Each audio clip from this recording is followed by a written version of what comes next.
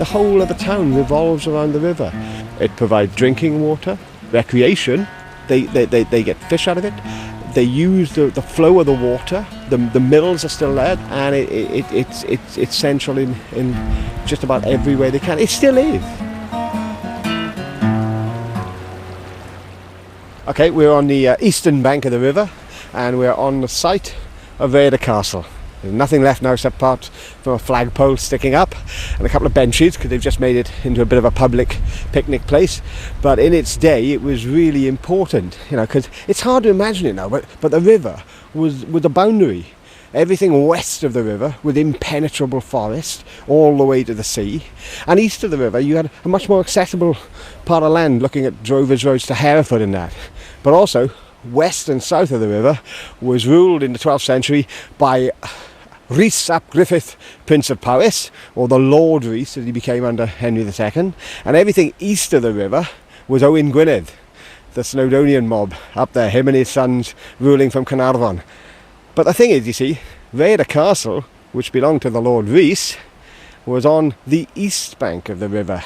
And you can see why he put it here. I mean, it's got a commanding view. You can see all the way down the valley. You're controlling the 4 roads from north, south, east and west. And of course, you're right on the frontier of what is actually not your land. And I think that's why it was fought over so much, because I think it was burnt down time and time again in its history, and the garrison were put to the sword. But the Lord Rhys managed to keep it, He had the longest period of peace that any sort of ruler of Wales. Reading the history books, it's quite remarkable, because you're reading stuff that took place many hundreds of years ago, and amazingly enough you can still work out where you are by the buildings and the roads that exist in the town now. Certainly the earthworks and the defile that drops down to the river is as it would have been then, I think. The cut in the rock. The church St Clement's, which is described as a chapel of the castle in the parish of Nantmel, is still St Clement's Church.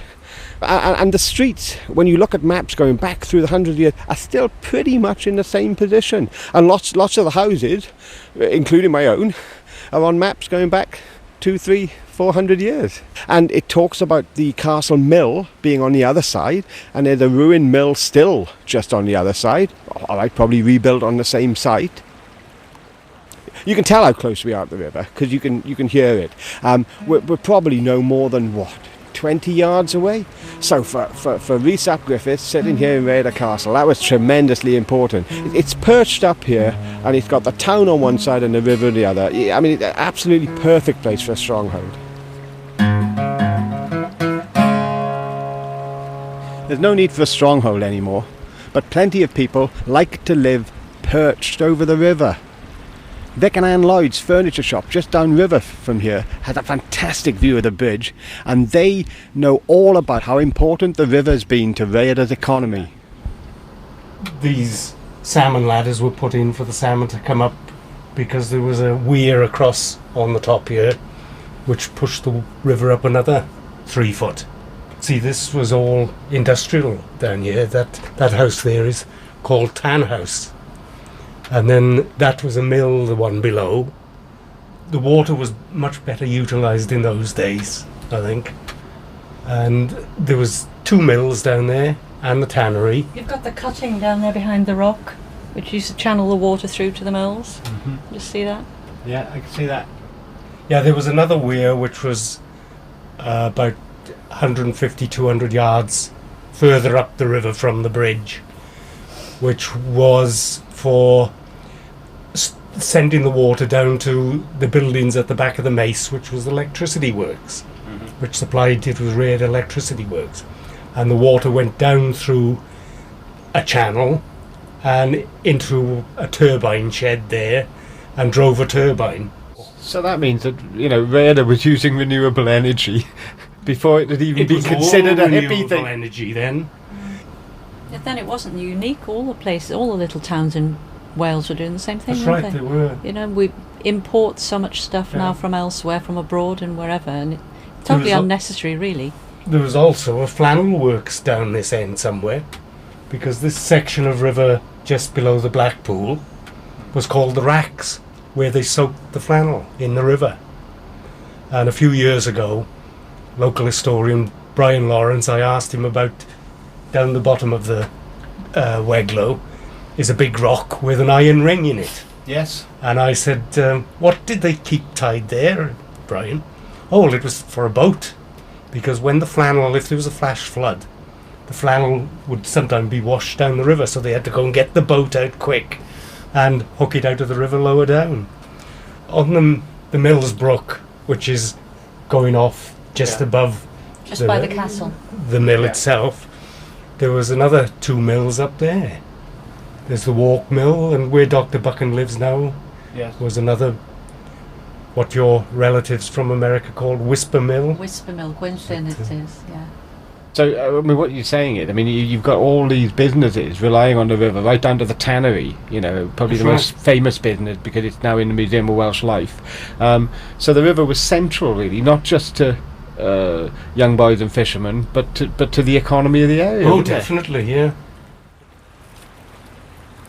I think one of the things that you never realise unless you live next to a river is that it changes colour all the time. Like I've said before, sometimes it's muddy brown, sometimes it's green with frost. Today, it's astonishingly clear, but it's got a sort of a sepia tone, which comes from the peat. So it's like looking into a perfectly clear river through a piece of slightly tinted glass. And it gives all the pebbles on the bottom a lovely texture and almost a shine, a sheen of different colours. And you can see some of the yellows and ochres and browns, the green of the weed. And there's a fish. There's a little fish down in between 2 boulders down there. Oh, he's really small. Now I'm pretty sure that fish, which is lying there, hoping we haven't spotted him, is a young brown trout. There are other fish in the river, and I'm not the world's best person at identifying them. I know there's pike in the river, and there's chub in the river, and there are grayling in the river. I'm pretty sure, and there are of course salmon come up every autumn, but there are rainbow and brown trout, and I think I've been here long enough to say that is a young brown trout.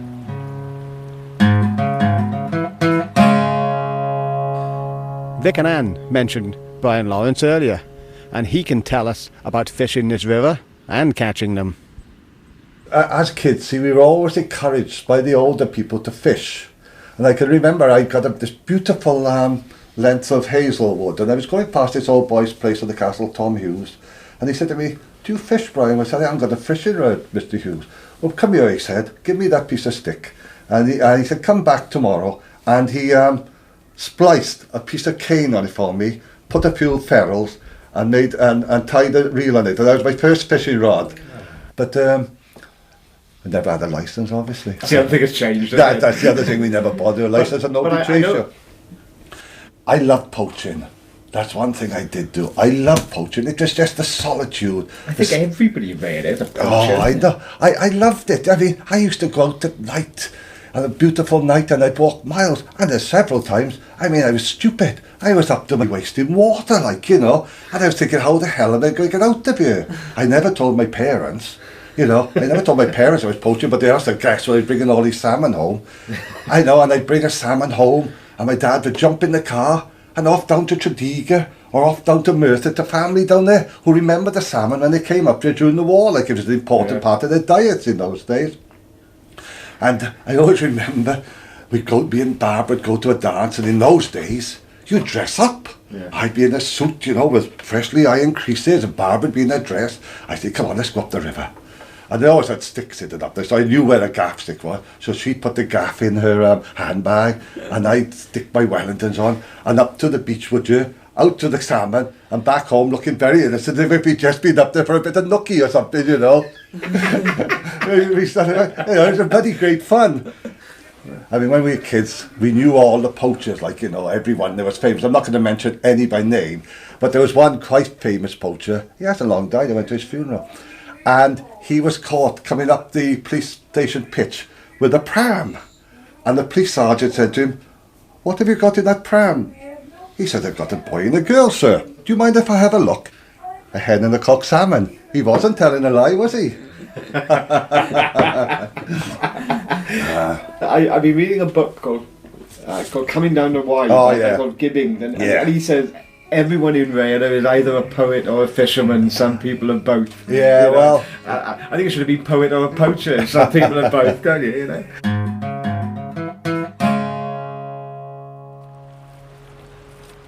Rhayader's got a real history of being a place of just where people don't like being told what to do.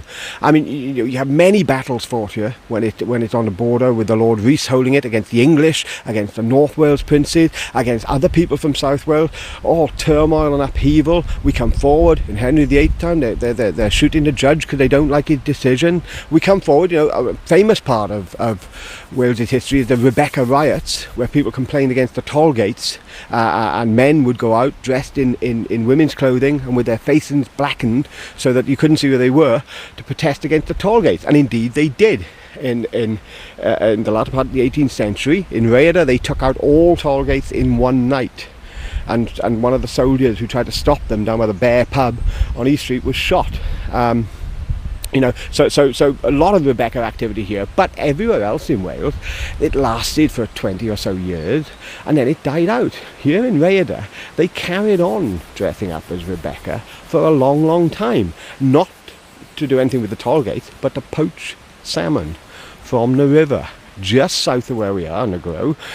Right up for many, many years, people dressed as Rebecca with black faces and wearing women's clothing would gaff salmon and net salmon as they rushed up the river, and the bailiffs wouldn't know who it was because they were still wearing their Rebecca gear. I have talked to people who remember in the 50s salmon riots against the police, where they were setting to fire to petrol poured down the hill, and they would hang a salmon from every lamppost, deliberately wasting it just to prove that it's a man's right to fish the salmon out of his own river.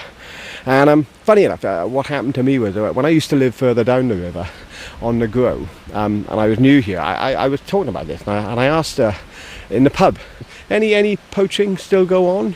I said, what? I said, no salmon come up the river anymore. No, never any poaching. And then one of the old boys said, do you like salmon then?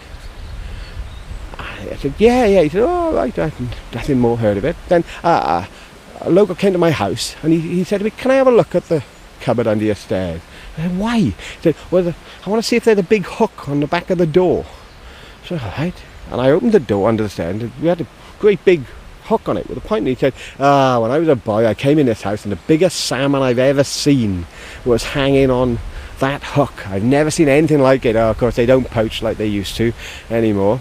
And about 3 months after that, I came home, and there was a bin bag on my front step, and in it was a salmon, and attached to the bin bag was a note which said, hang it on the hook.